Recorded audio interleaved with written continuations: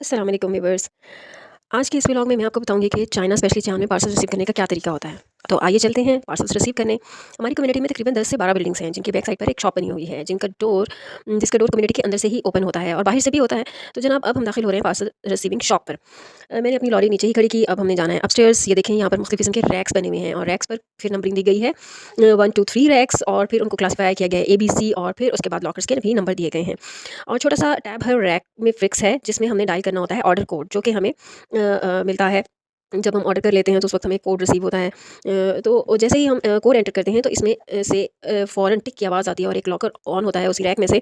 और ये देखें ये रहा हमारा पार्सल। मैंने क्योंकि बहुत सारे ऑर्डर्स किए हुए थे तो फिर मुझे वन बाय वन ये ऑर्डर कोड एंटर करते जाना था टैब में रेलिवेंट रैक में और फिर मुझे पार्सल को उठाते जाना था।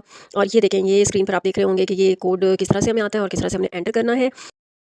अब मैं एंटर करूँगी ये सेकंड कोड और सेकंड ऑर्डर का। फिर उसके बाद इसी तरह से वन बाय वन मैं ऑर्डर कोड प्रेस करती जाऊँगी और लॉकर्स ओपन होते जाएंगे और मैं अपने पार्सल रिसीव करती जाऊँगी। और मैंने पार्सल रिसीव करके इकट्ठे करने शुरू कर दिए एक जगह पर, जहाँ से फिर मैं इनको अपनी लॉरी में डालकर तो घर ले जाऊँगी। और ये मुझे बड़ा मज़े का इनका सिस्टम लगा। देखें टेक्नोलॉजी कितनी एडवांस हो गई है कि आप अपनी घर बैठे ज़रूरत की छोटी मोटी चीज़ें, इवन टूथपेस्ट से लेकर आप फर्नीचर तक जो है वो ऑर्डर कर सकते हैं और जो है वो आप यहाँ से रिसीव कर सकते हैं। हाँ फर्नीचर तो, और अगर आपको कोई चीज़ पसंद नहीं आती या आपको क्वालिटी सही नहीं लगती तो आप इन पार्सल्स को वापस भी भेज सकते हैं। उसमें कुछ जो है चार्जेस होते हैं ₹5 या ₹10 डिपेंड ऑन दैट थिंग। तो आप उसको वापस भी जो है वो भेज कर तो नया ऑर्डर कर सकते हैं। तो आपको फ़ौरी तौर पर जो है मनी बैक मिल जाता है। ये देखिए जी मैंने सारे पार्सल को रखा अपनी लॉरी में और लेकर मैं चल रही हूँ घर फटाफट। और जाकर मैं मुझे बड़ी है कि कैसी क्वालिटी होगी, ये जो चीज़ें मैंने मंगवाई हैं वैसे हैं या किसी को वापस करना है या क्या। तो चलकर देखते हैं कि इनमें से क्या निकलता है।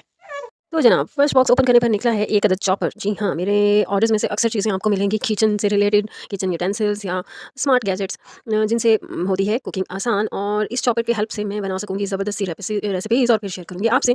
चलिए देखते हैं नेक्स्ट पार्सल से क्या निकलता है। तो जनाब ये निकला है एक अदद स्केलेट, यानी जिसे उर्फ़ आम में तवा भी कहा जाता है। मेरा पुराना तवा क्योंकि हीट की वजह से ज़रा टिल्ट हो गया था, जो कि 2 3 साल पुराना है, जिस पर ऑयल नीचे गिर जाता था कुछ भी फ्राई करने लगे या पकाने लगे। तो इस वजह से इस बार मैंने किनारों वाला स्केलेट मंगवाया ताकि ऑयल नीचे ना गिरे।